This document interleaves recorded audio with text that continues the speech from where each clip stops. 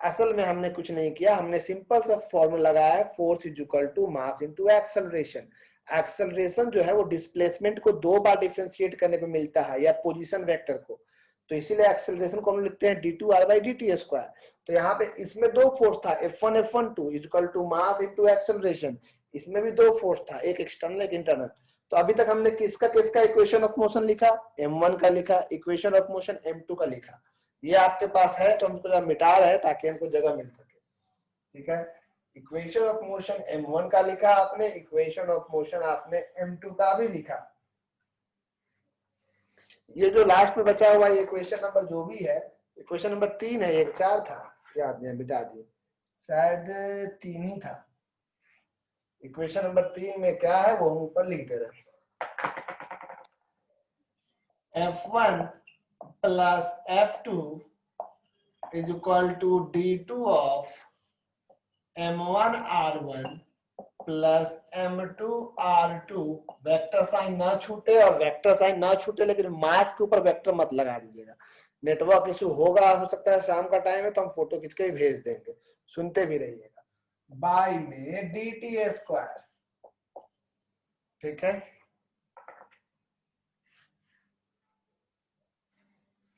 परसों सबका स्कूल बंद है कि परसों भी किसी का स्कूल खुला है? हाथ उठाएंगे परसों किसी का स्कूल खुला हो 13 तारीख को। तो परसों किसी का स्कूल खुला है तो हाथ उठाए। अनुभव का खुला हुआ है, और किन्हीं का? तो मॉर्निंग में क्लास डाल देंगे ताकि आप शाम में दिवाली के लिए फ्री रहो, ठीक है। ऑलमोस्ट सबका बंद ही है। यहां तक इक्वेशन नंबर 3 था आपका। अभी हम लिखने वाले हैं इक्वेशन फॉर, या equation of motion for centre of mass. Equation of motion for centre of mass. Centre of मास के लिए हम लोग इक्वेशन ऑफ मोशन लिखने वाले हैं, ठीक है। सेंटर ऑफ मास के लिए इक्वेशन ऑफ मोशन लिखे, ये है सेंटर ऑफ मास, ठीक है। इसमें 2 फोर्स लग रहा है, फॉर्मूला होता है ना force is equal to mass into acceleration, तो सेंटर ऑफ मास में 2 फोर्स लग रहा है, सिर्फ एक्सटर्नल वाले लगा रहे हैं ना इसमें। एक लग रहा है F1, दूसरा लग रहा है F2। Force is equal to mass into acceleration, तो सेंटर ऑफ मास का तो मास कितना है, इसका मास है m1 प्लस m2, और एक्सेलरेशन d2, इसका r तो r सेंटर ऑफ मास है, बाय dt²। यही ना। आप चाहो तो ये कांस्टेंट टर्म है मास, इसको आप अंदर भी ले जा सकते हो। देखो कैसे, d2 बाय dt² तो है ही, आप इसको ऐसे लिख सकते हो m1 प्लस 4, रहने दो बाद में लिख लेंगे, उसमें क्या मेहनत है, यहाँ क्यों खराब करें। इक्वेशन नंबर 4, इक्वेशन नंबर 3 और 4 का LHS इक्वल है, LHS इक्वल है। जब 3 4 का LHS इक्वल होगा तो RHS भी तो इक्वल होगा, यानी कि equation 3 is equal to equation number 4। क्या है 3? d2 by dt² m1 plus m2 into r centre of mass. गौर कीजिएगा हमने यहाँ क्या किया, हमने यहाँ मास को डिफरेंशिएशन साइन के अंदर कर दिया। मास कांस्टेंट है, वो अंदर है बाहर है कोई फर्क नहीं पड़ता। डिफरेंशिएशन कहीं लिखा हुआ है 5x² with respect to x, और कहीं लिखा हुआ है 5 differentiation of x² with respect to x। दोनों ही सेम है, 5 कांस्टेंट है, चाहे अंदर है डिफरेंशिएशन के चाहे बाहर। जैसे भी मास बाहर तो हम अंदर रख दिए, थोड़ा अच्छा लगने के लिए, और कुछ नहीं। Equation number 3 is equal to 4।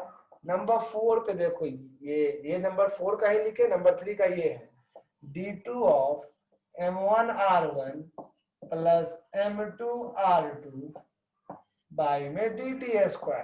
दोनों साइड से d2 बाई dt² हट जाएगा, तो यहां से क्या बचेगा वो देखो, बचेगा क्या, m1 plus m2 into r centre of mass is equal to m1r1 plus m2r2। तो यहां से क्या फॉर्मूला आया बताओ, therefore r centre of mass is equal to m1r1 plus m2r2। क्या मतलब है, कैसे बनता है सवाल वो हम सिखाएंगे, प्राण नहीं त्यागिएगा तुरंत।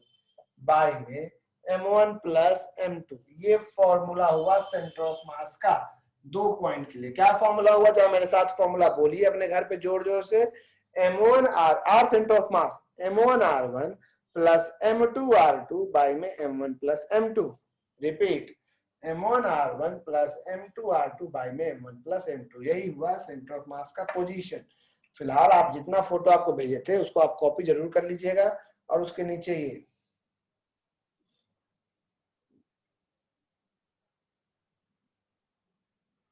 नोटिस नहीं मिला है परसों के लिए। ओके कोई बात नहीं, स्कूल होगा तो क्लास कीजिएगा स्कूल का, हम एक ही मीटिंग रखेंगे उस दिन, क्योंकि भाई दिवाली वाली आपको साल में 6 ही बार तो आता है, एक ही बार आता है मतलब, लेकिन आप लोग के लिए तो 6-7 बार आता है। आप लोग को कौन सा मतलब है दिवाली से, आप लोग तो ऐसे भी नहीं पढ़ते हैं।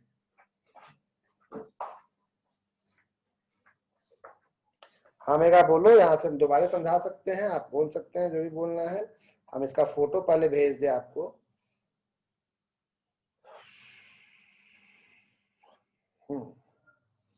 देखिए तो फोटो आपको गया कि नहीं गया, नहीं गया तो बोलिएगा। हाँ आपका कुछ डाउट्स ले लें हम। मेगा कुछ बोल रही है, खाली भैया बोलिए, आगे बोलो। वेंकटेश तो 12 का है। इक्वेशन 1 और 2 को ऐड करने पे इक्वेशन 3 आया, तो इक्वेशन 3 के लेफ्ट हैंड साइड में f1 प्लस f2 है, और इक्वेशन 4 के भी लेफ्ट हैंड साइड में f1 प्लस f2 है, यानी अगर लेफ्ट इक्वल है तो राइट भी इक्वल होगा, LHS इक्वल है तो RHS भी इक्वल होगा। उससे किए हम, ठीक है बेटा, देख लो।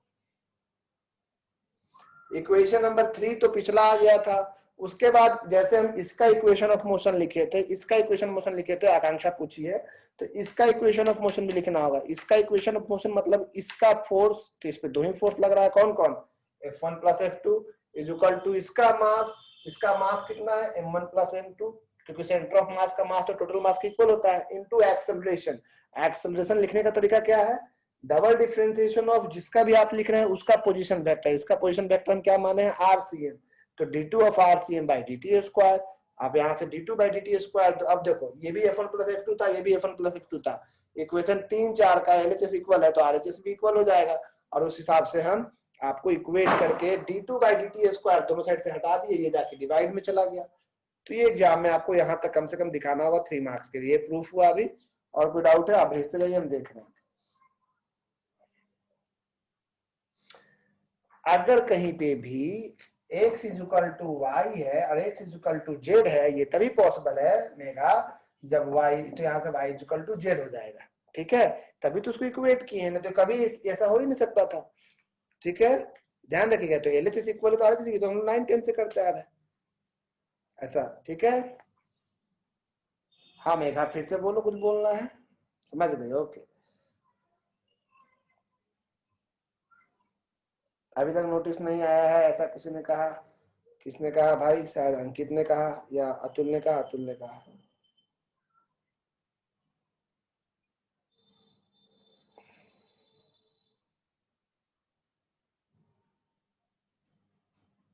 स्कूल में बहुत ही नहीं बताया गया, इसका मतलब इतनी ट्यूशन में भी नहीं पढ़ाए हैं।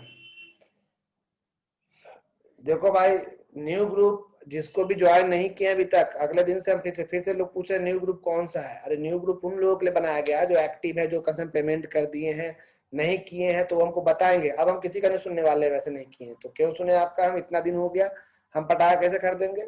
खैर, अरे रिकॉर्डिंग में चला गया यार, तुम लोग ना बेइज्जत करवा दो, यूट्यूब पे ही चला जाता है, लोग देखेगा क्या बोलेगा, मास्टर पटाखा खरीदने के लिए पैसा मांग रहा था बच्चा लोग से, तुम लोग का ही बेइज्जती अलग। कोमल कुसुम ने 2-2 मैसेज डिलीट कर दिया। भाई क्यों, कोई बात नहीं, क्यों नहीं भी पेमेंट अगर किया है तो आप बताओगे हमको कि भैया ये प्रॉब्लम है, हम ग्रुप में आप ऐड कर दीजिए, ग्रुप में आप ऐड हो जाओगे। कई लोग ऐसे हुए हैं कि हमको इतना समय लगेगा, ये लगेगा, कोई बात नहीं, पढ़ाई बस आपको रेगुलर होना जरूरी है, और तो इतना इतना आपको डाउट पूछते हैं। अच्छा अर्पिता इसी बैच में, अर्पिता मम्मी को बोल देना 6 बजे तक, 6:30 तक हमें यहाँ, 6 बजे तक आ सकते हैं कभी भी, वो 6-6:30 तक हम यहाँ हैं, ठीक है। गेट्स बंद रहता है, गेट ऐसे गिरा हुआ रहता है, आएंगी तो कॉल या गेट ऐसे ऐसे पीटेंगी तभी, क्योंकि गेट लीगल नहीं ना है कोचिंग खोलना, फिर भी हम कोचिंग ऐसे खोल के पढ़ा रहे हैं, तो उससे कोई दिक्कत नहीं है। यहाँ तो कई कोचिंग ऐसे भी खोल दिया है। फिलहाल बात कर रहे हैं आगे, हम लोग ये मिटा रहे हैं हम लोग। अब हम एडिट नहीं करते हैं।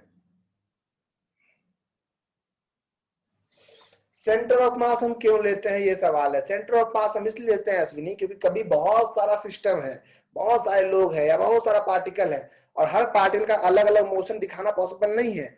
अगर ओवरऑल सबका एक ही मोशन दिखाना है, जैसे कि चावल है, चावल सीधा है कि नहीं, पूरा चावल एक बार उठा के नहीं चेक करते, एक चेक करते, उसी तरह से हम एक ऐसा पॉइंट खोजते हैं कि सिर्फ इसके बारे में अगर हम सब कुछ सही सही बता दे तो पूरा पार्टिकल के बारे में भी यही, पूरा पार्टिकल इसी का नियम फॉलो करेगा। वो भेड़िया है या वो भेड़ है, जिधर ये जाएगा सब कुछ सब लोग उधर ही जाएगा। तो क्यों ना हम एक ऐसे पॉइंट के बारे में जान ले और उसके बारे में डिस्कस करें कि पूरा का पूरा डिस्कशन हो जाए, इंडिविजुअल को खोजने, इसीलिए हम सेंटर ऑफ मास खोजते हैं। शायद ये आपका सवाल था, फिर भी आप कुछ और पूछना चाहे तो बोल सकते हैं। पूछिए पूछिए, ऑनलाइन का कुछ बुराई हो ना हो, ऑफलाइन में से अच्छा ऑनलाइन क्यों है? ऑनलाइन में हम आपको देख नहीं सकते, हम आपको बुरा भला नहीं बोल सकते, तो हम बोलते ही हैं। फिर भी ऑनलाइन में आप सवाल खूब पूछ सकते हैं, आपके पास खासियत है। ऑफलाइन में हम सामने रहते हैं, आप पूछो पूछो, सब मुंह ताकता लगता है, लास्ट को पढ़ा रहे हैं, एक दो को पूछता है तो कोई नहीं पूछता है, आधा लोग बिजी रहता है। अभी तुम ऑफलाइन मोड में आओगे तो तुमको पूछने का हिम्मत कई लोग को नहीं होता, लगता है क्या पूछे, लगता है सब हंसेगा हम पे, सवाल का लेवल क्या है क्या नहीं, अपने में अपने आप जज कर लेते हो खुद को। ऐसा कुछ नहीं होता, सबका सवाल का लेवल ठीक रहता है। आपको नहीं समझ में आया, आपके लिए वो टफ है, किसी को समझ में आ गया उसके लिए आसान है, तो आप कुछ भी पूछ सकते हैं। दिवाली का टाइम है ना, पढ़ाने से ज्यादा हम ज्ञान देंगे 2-4 दिन, चिंता मत कीजिए। तो क्या फॉर्मूला आपने सीखा, वो फॉर्मूला ध्यान से सुने और उसके बाद कैसे उसको यूज करते हैं, हर्षित हम बाद में आपका डाउट देखते हैं। तो आर सेंटर ऑफ मास का फॉर्मूला होता है m1r1 plus m2r2 by m1 plus m2। याद हो गया फॉर्मूला? याद हो गया। अगर सिस्टम ऑफ पार्टिकल ज्यादा है तो आर सेंटर ऑफ मास का वैल्यू अगर ज्यादा है, मान लो 10 मास है, 20 मास है, तो वही फॉर्मूला आप ऐसे लिख देंगे m1r1 प्लस m2r2, अगर 3 मास है तो plus m3r3 plus m4r4 vector sign plus dot dot dot, इस तरह से जितना मास है सारा जाएगा, डिवाइड में सारा मास आएगा m1 plus m2 plus m3 plus. ध्यान सुनिएगा और 5 मिनट में एकदम मेन चीज सिखा देंगे। एक बार ये समझ गए सेंटर ऑफ मास का डाउट क्लियर हो जाएगा। अभी तो आप थ्योरी सीख रहे हैं, जब तक न्यूमेरिकल नहीं बनाओगे समझ में नहीं आएगा। आपको पता होगा तो ये फॉर्मूला क्लियर हो गया, जितना मास होगा उतना जाएंगे। सेंस आपको पता है किसी भी पोजीशन वेक्टर में 3 कोऑर्डिनेट होता है, एक होता है एक्स कोऑर्डिनेट आई कैप, एक होता है वाई कोऑर्डिनेट जे कैप, और एक होता है जेड कोऑर्डिनेट के कैप। ठीक उसी तरह से R1 में x1 y1 z1, R2 में x2 y2 z2। तो अगर सबको रख के i को i से इक्वेट करेंगे, j को j से, तो सेंटर, जब भी आपको कोई न्यूमेरिकल में सेंटर ऑफ मास निकालने बोलेगा, सेंटर ऑफ मास मतलब कोऑर्डिनेट बताना है कहां पे होगा, तो उसका तीनों कोऑर्डिनेट बताना होगा, x coordinate y coordinate z coordinate.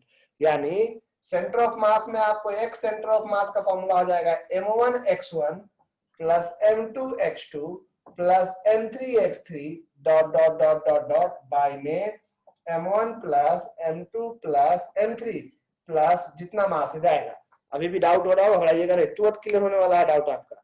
y centre of mass का फॉर्मूला क्या लिखेंगे हम, m1 y1 plus m2 y2, इसमें वेक्टर लगाने की जरूरत नहीं है क्योंकि हम कोऑर्डिनेट बांट दिए हैं, plus m3 y3 plus dot dot dot by में m1 plus m2 plus m3 plus dot dot dot, और z सेंटर ऑफ मास का फॉर्मूला में m1 z1 plus m2 z2 plus dot dot dot by में m1 plus m2 plus dot dot dot. ठीक है, देख लिया आप sir.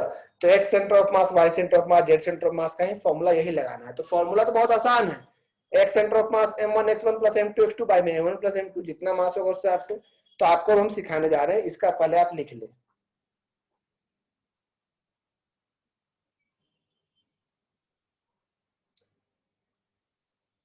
अभी हम लोग पार्टिकल में गए हैं, अश्विनी पाठक ने पूछा,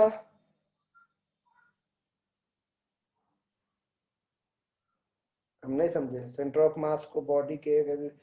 हाँ अभी हम लोग पार्टिकल का कर रहे हैं, फिर रिजिड बॉडी में करेंगे, फिर बड़े बॉडी का सेंटर ऑफ मास अलग अलग देखेंगे। अभी लोग पार्टिकल कर रहे हैं, सेंटर ऑफ मास बॉडी का भी हो सकता है, एक बॉडी का भी हो सकता है। उसके लिए पूरे बॉडी को छोटे छोटे मास में तोड़ेंगे, वो हम सिखाएंगे बॉडी। अभी हम पार्टिकल का सिखा रहे हैं, पार्टिकल का सेंटर ऑफ मास। ठीक है, सेंटर ऑफ मास और मोशन में क्या रिलेशन है वो बताएंगे हम Harshit conservation of centre of mass में पढ़ाएंगे तो बताएंगे। ठीक है, इसका फोटो आपको हम भेज दें ताकि आपके मन में जो भी दुविधा हो, धुंधला दिख रहा हो और क्या हो तो आप हमसे पूछ सकते हैं।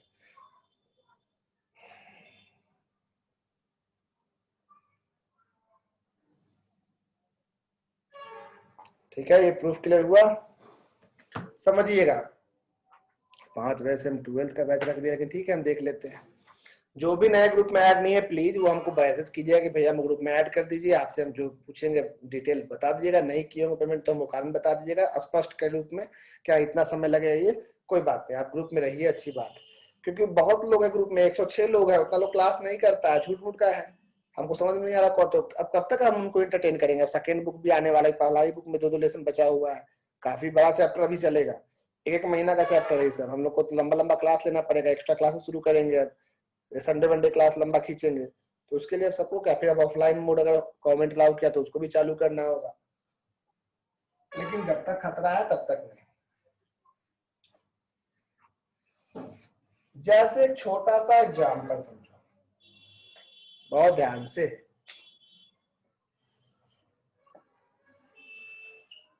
एक स्क्वायर है, शेप है, और इसका ये साइड ए है, ए है, ए है और ए है, ठीक है। और इस चारों कॉर्नर पे 4 मास रखा हुआ है, एम है, अभी आप सेंटर ऑफ मास पूरी तरह से नहीं सीखे हैं, अभी शुरुआती है, एम है, 2m है, 3m है, और अगर ये 4m है।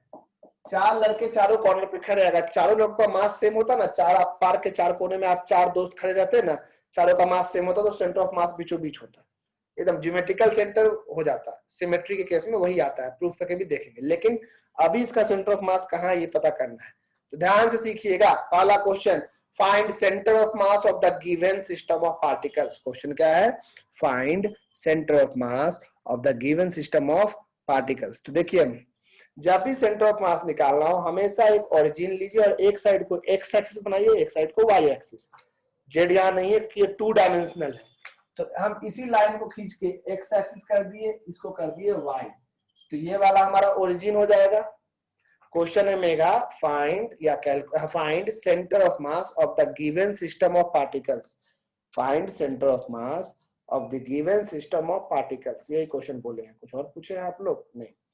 Find centre of mass of the given system of particles, क्या क्या दिया हुआ है, ये चारों कोना का मास है ए। आज एक ही सवाल करेंगे और उसके हम सवाल आपको होमवर्क में देंगे कुछ बनाने के लिए, ध्यान से। 1 कॉर्नर, 2 कॉर्नर, 3 कॉर्नर, 4 कॉर्नर, दिख रहा है आपको, दिखा 4 कॉर्नर। अब आपको बताना है कि यहाँ अगर आप इसको ही x मान लिए, इसको y मान लिए, तो आपका कोऑर्डिनेट लिखने का आपको आना चाहिए। जैसे कोऑर्डिनेट कैसे होता है पता है ना, ये ओरिजिन हो गया तो उसका x coordinate 0, y coordinate 0, z तो है ही नहीं। इस पॉइंट का कोऑर्डिनेट समझ में आता है, ओरिजिन का x एक्सिस में दूरी x कोऑर्डिनेट होता है और ओरिजिन से y कोऑर्डिनेट पे दूरी। जैसे अगर कोई पॉइंट यहाँ है तो इससे आप एक परपेंडिकुलर डालो x एक्सिस पे, तो जितना दूरी पे कटता है ये इसका x कोऑर्डिनेट होता है। y पे एक 90 डिग्री का एंगल खींचो ऐसे, तो जहां पे कटता है ये इसका y कोऑर्डिनेट होता है ना। तो इस मास का अगर हम एक परपेंडिकुलर डालेंगे y पे, तो ये वाला दूरी a है, तो ये आपका x कोऑर्डिनेट हुआ और ये वाला y कोऑर्डिनेट। तो देखो ध्यान से, ये वाला दूरी x कोऑर्डिनेट, तो ये वाला दूरी इसका x कोऑर्डिनेट कितना हो जाएगा, कोऑर्डिनेट लिखना है a, और y कोऑर्डिनेट 0 क्यों हो गया, क्योंकि y में जब हम डालते हैं तो y के ओरिजिन पे कट जा रहा है, कोई डिस्टेंस नहीं बच रहा है। इसका कोऑर्डिनेट सोचो तो क्या होगा कोऑर्डिनेट, तो ये वाला x में a दूरी पे, y में भी a दूरी पे, इसका कोऑर्डिनेट हो जाएगा a और a, नहीं हो जाएगा। और इसका कोऑर्डिनेट x में तो ये 0 पे है, तो 0 और a। सब पहले ध्यान से देख लीजिए कोऑर्डिनेट लिखने आया कि नहीं, समझ नहीं आ रहा रहेगा, फिर से कोशिश करो। यहाँ पे हम फिर से कोशिश करते हैं समझाने का, समझना। क्वेश्चन में अभी कुछ नहीं तो वो पता है, अभी बस ये पता है कि 4 मास है, एक 10 केजी का, एक 20 केजी का, एक 30 केजी का, एक 40 केजी का, एक m है, एक 2m है, एक 3m और एक 4m, 4 मास है। इसका 4 कॉर्नर पे रखा हुआ है एक स्क्वायर के, स्क्वायर फील्ड के, जिसका हर साइड a, तो इन सब का एक कहीं ना कहीं सेंटर ऑफ मास होगा, वैसा पॉइंट जिसके बारे में सिर्फ उसका मोशन डिस्कस करे तो सबका मोशन डिस्कस हो जाए। तो इन सब का सेंटर ऑफ मास बताना है। सेंटर ऑफ मास मतलब कोऑर्डिनेट बताना है कि x कोऑर्डिनेट कितना होगा, उसका y कोऑर्डिनेट कितना होगा। तो हम क्या इसमें बोले कि किसी भी एक साइड को x एक्सिस मान लो और एक साइड को क्या मान लो y, तो यहाँ पे ओरिजिन बनेगा 0 0 बनेगा। अब हर मास का कोऑर्डिनेट लिखना है, जहां जहां मास है यहाँ पे, यहाँ से यहाँ एक्स कोऑर्डिनेट कितना दूरी पे है ए, तो इसका एक्स कोऑर्डिनेट हो गया ए, वाई कोऑर्डिनेट हो गया 0। 9th क्लास में कोऑर्डिनेट लिखना सब सीखे होंगे, फिर भी कोई कोऑर्डिनेट लिखने अगर नहीं सीखे हैं तो हमको बताइएगा। अगर हम बोलेंगे 3m का एक्स और वाई कोऑर्डिनेट कितना है, तो ये एक्स में ये भी ए दूरी पे है, वाई में ये ए दूरी पे है, और ये वाला वाई में तो ए दूरी पे है, लेकिन एक्स में तो ओरिजिन के सामने ना है, एक्स कोऑर्डिनेट 0। कोऑर्डिनेट लिखे और कुछ नहीं किए, ठीक है। अभी भी दिक्कत? उम्मीद है कि दिक्कत नहीं होगा। अब बताओ इसका एक्स सेंटर ऑफ मास का फॉर्मूला क्या होता है। अगर इस मास को तुम m1 कहोगे तो इस कोऑर्डिनेट को कहना x1 y1, इसको कहना x2 y2 नामकरण के हिसाब से। देखो क्या फॉर्मूला बताएं, m1 x1 plus m2 x2 plus m3 x3 plus 4 मास है m4 x4 बाय में m1 plus m2 plus m3 plus m4। जरा बताओ m1 अगर इसको कहा तो m1 कितना है m, तो इसका x कोऑर्डिनेट कितना है 0। m2 कितना है 2m, तो इसका x कोऑर्डिनेट कितना है a। m3 कितना है, m3 है 3m, x कोऑर्डिनेट कितना है a। m4 कितना है 4m और x कोऑर्डिनेट कितना है 0। बाय में m plus 2m plus 3m plus 4m सारा मास, ये m इंटू 0 0, 2m है 3m है 5m a, बाई में 4 3 7 8 9 10m, mm कैंसल, यानी a/2। तो x सेंटर ऑफ मास कितना आया a/2। आसान था, अब हम समझाएंगे। a/2 मतलब 0.5 है। उसी तरह से y सेंटर ऑफ मास क्या लिखोगे, ध्यान देना, m1 y1 formula plus m2 यहाँ 2m है, y कोऑर्डिनेट 0 है, m3 यहाँ 3m है, y कोऑर्डिनेट a है, उस मास को उसका कोऑर्डिनेट से इंटू करना है, प्लस 4m इंटू में a, क्योंकि इसका y कोऑर्डिनेट a है, बाई में सारा मास तो 10m था ना, ये 0 ये 0, 3 4 7 7a/10, क्योंकि m से m कट जाएगा, यानी कि 0.7 है। तो आंसर कैसे लिखते हैं, देखो therefore answer center of mass is equal to, coordinate जैसा लिखते हैं, मतलब जी पहला कोऑर्डिनेट कितना है a/2 मतलब 0.5a, तो कोऑर्डिनेट लिखेंगे 0.5a, 0.7a। देखे, तो ये आपका आंसर हुआ। एक्स कोऑर्डिनेट, वाई कोऑर्डिनेट और जेड तो है ही नहीं, तो जेड वाला को लिखने की जरूरत नहीं है, चाहे तो आप कॉमा में 0 लिख सकते हैं, ठीक है। देख लीजिए, अगर आपको समझ में आता है तो ऐसे समझो, एक्स में 0.5 है, ए पूरा है, आधा मतलब 0.5 ही है, और वाई में 0.7, 0.7 मतलब बीचों बीच से थोड़ा ऊपर 0.7, अरे यहाँ तक a है तो a 0.1 है, 0.2 0.5 है, बीच में 0.6 है, 0.7 है, 0.89, तब ना a होता है एक पूरा। तो यहाँ कहीं पे सेंटर ऑफ मास है, ये है सेंटर ऑफ मास। इसका कोऑर्डिनेट आपका है a/2 और 7a/10, वही जो हम लिखे थे।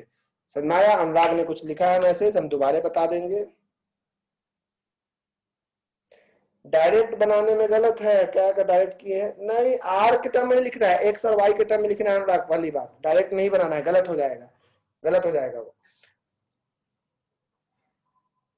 हाँ मेघा बताओ समझ में आया कि नहीं, और बाकी लोग भी बताएं, तभी हम आगे कुछ कर पाएंगे।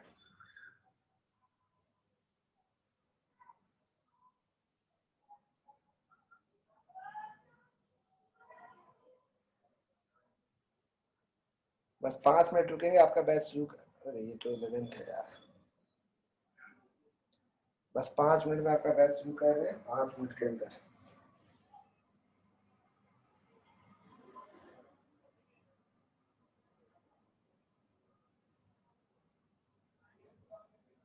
बस 5 मिनट में आपका बैच शुरू कर रहे हैं, तो वेट करेंगे, 11th क्लास चल रहा है, 5 मिनट के अंदर। ये 12th वालों को भेजना पड़ रहा है बोल के, लोग वेट कर रहे हैं ना। हाँ, किनको नहीं समझ में आया हाथ उठाएं या मैसेज में बोले, हम उनका नाम नहीं बोलेंगे।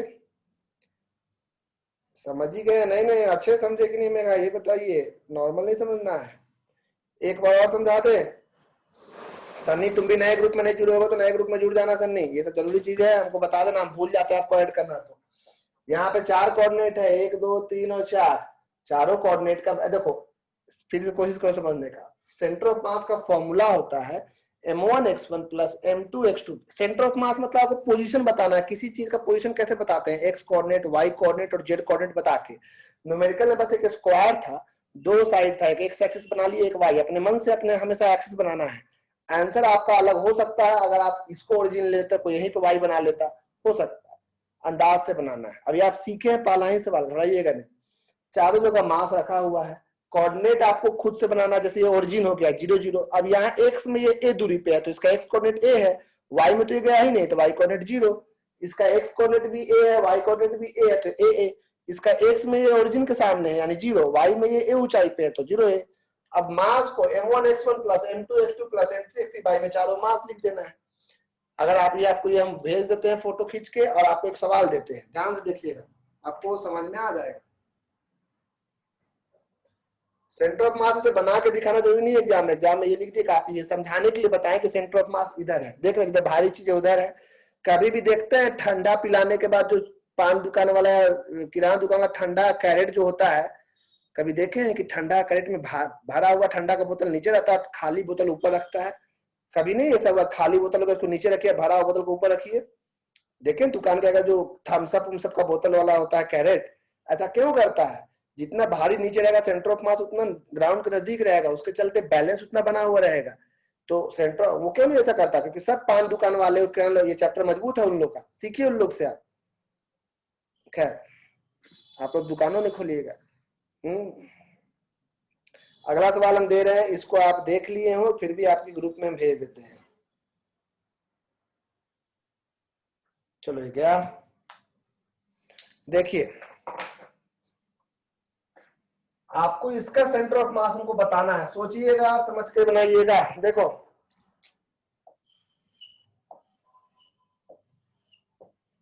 ओ दिख रहा है, इसका मास m है, इसका मास 2m है, इसका मास 3m है। ये 3 मीटर है, ये 3 मीटर है, ये 4 मीटर है, ये 5 मीटर है। बताइए इसका सेंटर ऑफ मास कहाँ होगा जल्दी से। 3 मास इस तरह के कॉर्नर पर रखा हुआ है, इसका सेंटर ऑफ मास कहाँ होगा? सेंटर ऑफ मास सीखने में तो समय लगता है, अभी हम 3 क्लास और लेंगे, घबराइए मत, प्राण मत दीजिए, हम अच्छे सिखाएंगे। स्कूल जैसा नहीं है इसे भाग जाएंगे, अलग से चैप्टर बना के बता रहे हैं। इसका सेंटर ऑफ मास बताइए। यहाँ पे ये 2m है, चमक रहा है जो ये वाला आपका 2m है।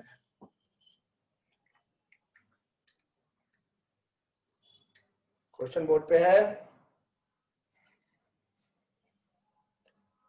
हाइपोटेन्यूज में सेंटर ऑफ मास नहीं होगा क्या? अनुभव ये पूछ रहे हो, हम पूछे सेंटर ऑफ मास कहाँ होगा? नहीं हाइपोटेन्यूज पे नहीं होगा।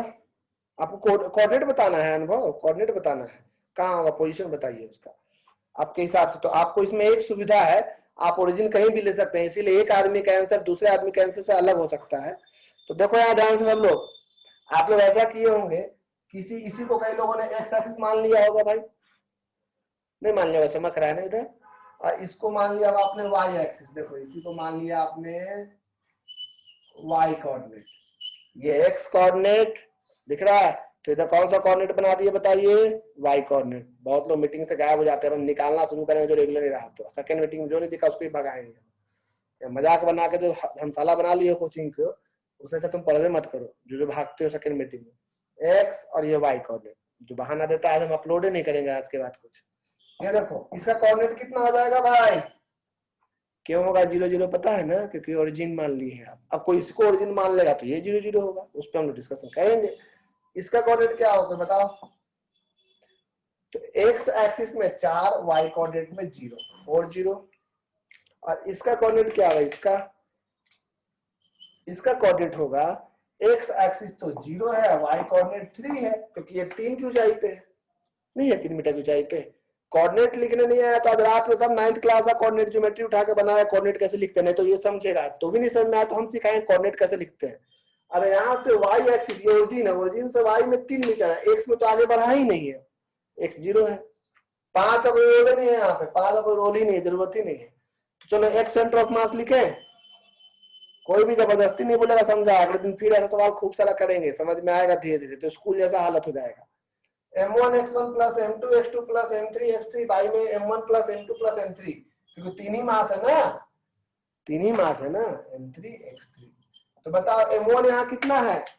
m इंटू एक्स कोऑर्डिनेट 0, किसी को भी m2 कितना है यहाँ पे 2m into x coordinate 4 plus 3m into x coordinate 0 by में m plus 2m plus 3m, 3 दो 5 6m, ऊपर में 8m 6m, तो ये हो गया आपको 8/6 मीटर जो भी दूरी होगा। और y centre of mass m1 y1 m into 0 plus 2m into 0 plus 3m into 3 by में टोटल 3 2 5 6m। दिख रहा है आपको ये 0 0 तो कितना हो जाएगा 3/2m, 3/2 हो रहा है, mm कैंसिल हुआ ना भाई। y सेंटर ऑफ मास, तो अब आंसर क्या आ जाएगा center of mass is equal to 8/6, 3/2, 8/6, 3/2। अब ओरिजिन से 8/6 मतलब 1 पॉइंट समथिंग दूरी के आसपास, और 3/2 मतलब ये हो गया यहाँ बीचों बीच, और 8/6 1 पॉइंट समथिंग, यहाँ कहीं सेंटर ऑफ मास होगा। देखो तो हर्षित राज नहीं समझ में आया तो कोई बात नहीं, मैं 12th का बैच है, हम ऑलरेडी बहुत लेट है, तो इसको हम आप एक बार रिकॉर्डिंग देख लीजिएगा और फिर कोशिश कीजिएगा कि आपको समझ में आया कि नहीं। ठीक है, हो सकता है कुछ कैलकुलेशन गलती किए हो भाई, चेक कर लेना, क्योंकि बहुत लोग का हाथ उठ रहा है मतलब हम कैलकुलेशन गुना भाग गलती किए होंगे। प्रोसेस समझ में आ गया, हम गुना भाग कहीं गलत किए होंगे तो आप सुधार लीजिएगा। ठीक है,